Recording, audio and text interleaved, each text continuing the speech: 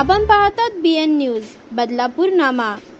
बीड जिल्ह्यातील मस्साजोग येथील सरपंच संतोष देशमुख यांच्या हत्येने राज्यात खळबळ उडाली आहे। या प्रकरणातील एक आरोपी अद्याप फरार असून आरोपींना कठोर शिक्षा मिळावी यासाठी राज्यभरात मोठ्या प्रमाणात मोर्चे आणि आंदोलने सुरू आहेत।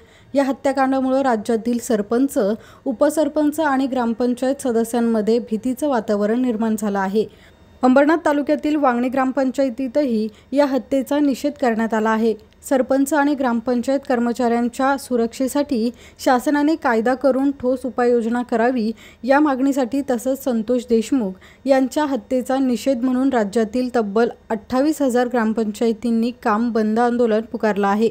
दरम्यान अंबरनाथ तालुक्यातील वांगणी ग्रामपंचायतीतही या हत्येचा निषेध करत आज वांगणी ग्रामपंचायतीच्या सरपंच वनिता आढाव यांनी श्रद्धांजली वाहत ग्रामपंचायत आणि ग्रामपंचायत कर्मचाऱ्यांच्या वतीने काळ्या फिती लावून निषेध केला।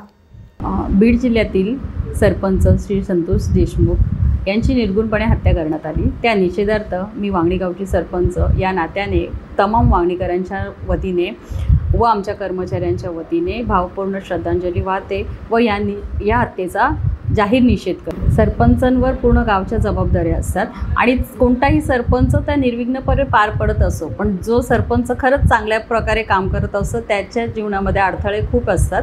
ह्या संतोष देशमुख यांची हत्या झाली त्याच्यामध्ये तर हे जाणवूनच आलं। त्यांची जी हत्या निर्गुण प्रकारे केली ती खूपच हृदयद्रावक होती।